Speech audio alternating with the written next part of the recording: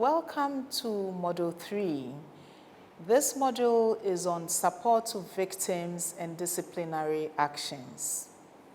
Having completed this module, you will be able to identify the appropriate disciplinary measures to sexual harassment offenses. You will also be able to identify the procedures to effect disciplinary actions. So what are the disciplinary actions? Disciplinary measures for sexual harassment based on the type and frequency of the harassment that may occur.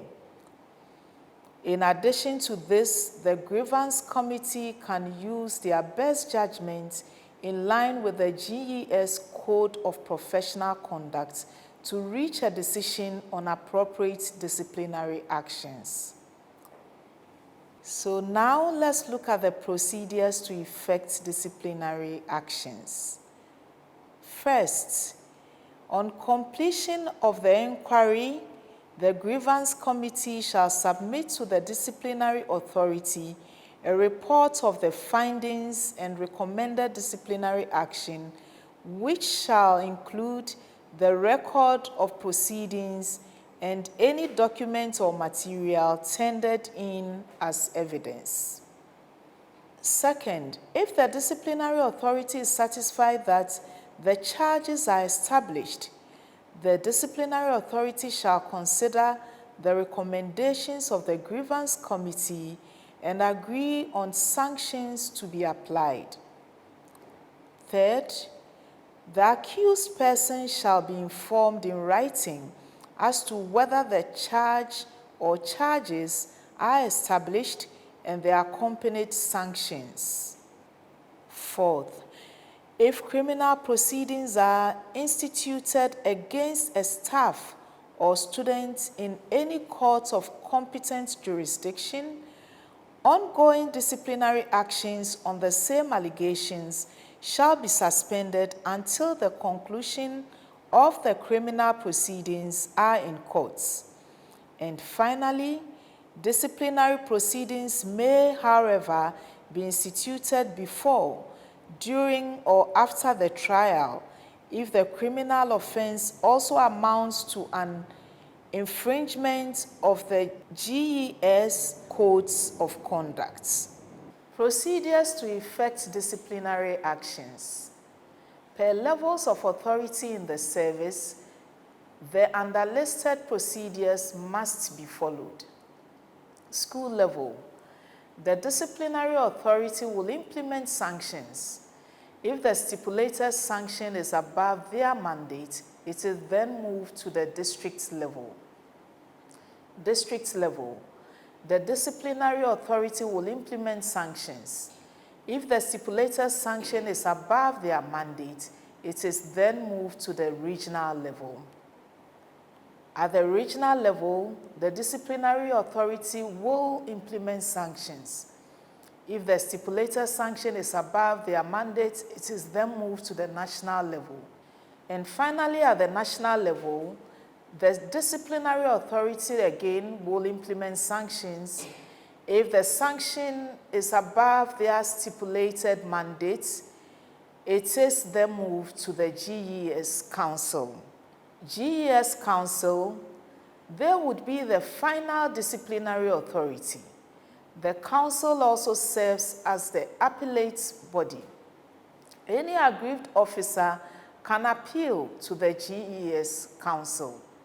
So still on the procedures to effect disciplinary actions, if it is established that the offense committed is a criminal offense, the matter will be reported to the police for investigations. After the investigations, when the police have prima facie evidence against the offender, he or she will be placed before court. He or she will be charged with the appropriate offense and placed before courts, and the appropriate sanctions will be applied. All third-party offenses should be reported by the school to the police for investigation. In addition, all engagement agreements with third parties should have anti-sexual harassment clauses. An employee of the GES who is dissatisfied with any sanction or penalty may submit a written petition to the disciplinary authority which imposed the sanction or penalty for the review of the decision. A staff who wishes to appeal shall be given a copy of the reports of the disciplinary proceedings, including copies of documents tendered in evidence or the relevant parts. A petition or appeal shall not be entertained unless it is submitted within 4 weeks of the date on which the decision complained of was communicated to the GES staff. However, the authority deciding the petition or appeal may, at the discretion, extend the limits if it is considered that the circumstances warrant it.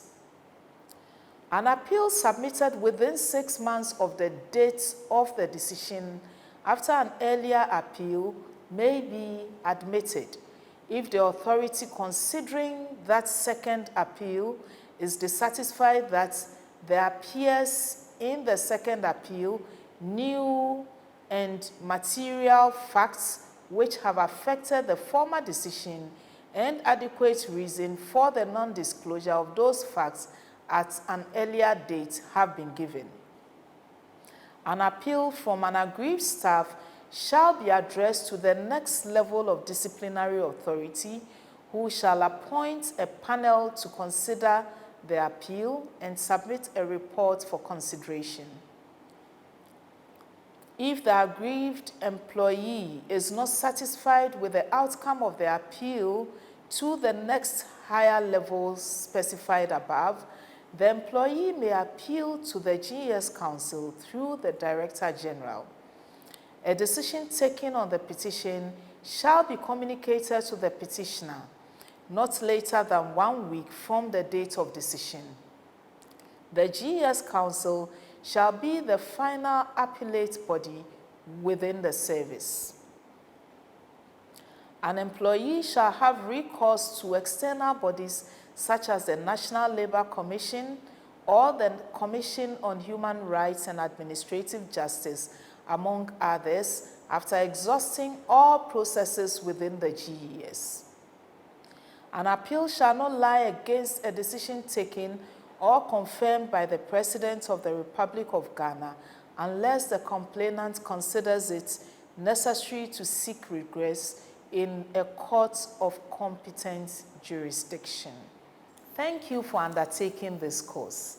We hope you have deepened your understanding of sexual harassment, reporting procedures, avenue for redress, and how to support victims.